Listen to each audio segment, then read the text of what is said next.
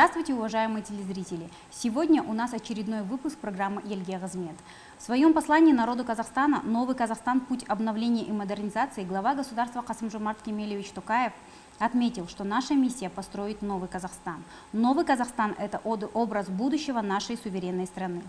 Президент отметил, что важные решения будут приниматься открыто с участием граждан, потому что государство будет прислушиваться к голосу каждого. При этом добросовестный труд, прогрессивные знания и передовой опыт будут всегда высоко цениться. Сельский аким напрямую взаимодействует с населением, и важным компонентом его деятельности является способность выстраивания диалога, а также своевременное принятие решения по актуальным вопросам. По инициативе Агентства Республики Казахстан по делам государственной службы проведен конкурс «Лучший сельский аким».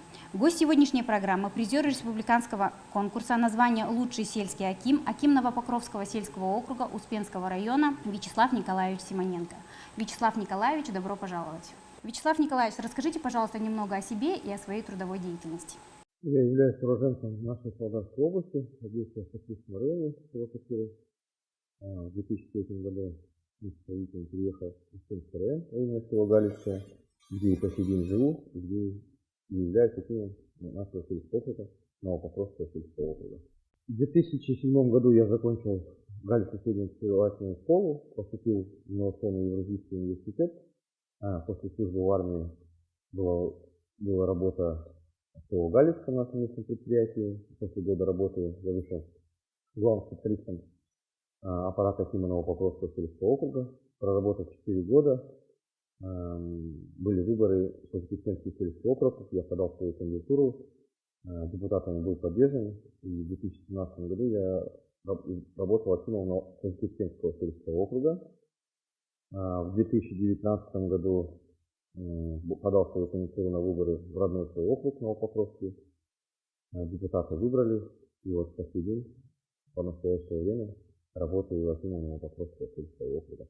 Вы являетесь призером республиканского конкурса «Лучший сельский аким». Могли бы вы немного рассказать о проектной работе, которую вы представляли? Да, конечно. Я представлял проектную работу на республиканском конкурсе. Это реконструкция спортивного комплекса в нашем малом селе Новопокровском. У меня округ состоит из 2 сел. Это спутниковое село Галицкое, оно известное в Павлодарской области, много о нем известно, но также у меня есть малое село, это спутниковое село Новопокровка. На сегодняшний день там проживает 402 жителя, 133 двора. И на сегодня мы столкнулись с проблемой, там полностью отсутствовала инфраструктура спорта для жителей села.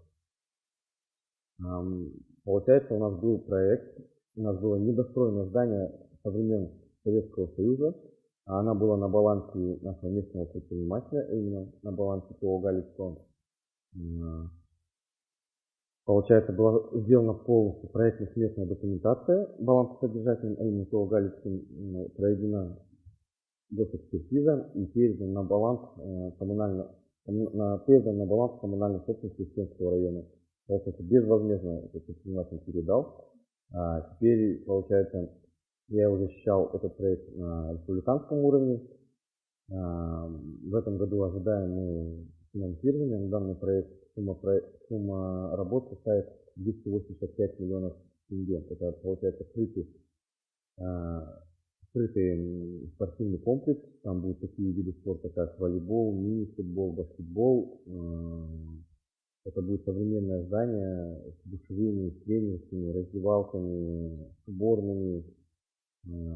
Дополнительно будет оборудована площадка под парковочные места. Это совершенно новое здание, которое будет также приспособлено для лиц с ограниченными возможностями. Оно будет обязательно.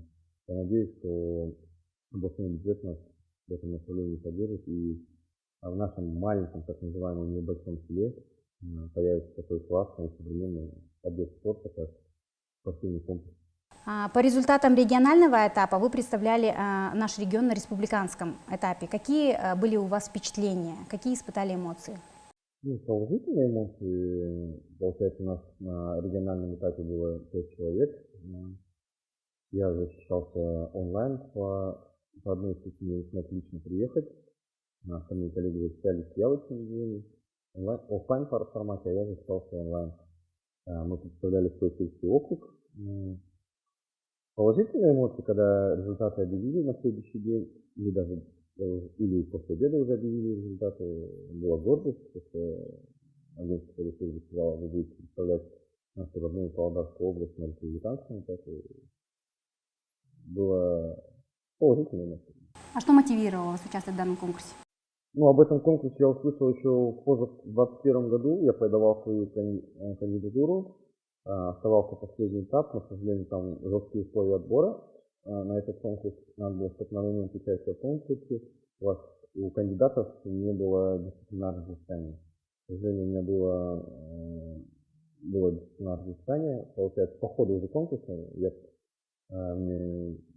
наложили дисциплинарное взыскание, и я автоматом не осуществился этого конкурса. Ну, на следующий год, в 2022 году, я подал свою кандидатуру, и я так думаю, что результат был полностью подготовлен, был неплохой.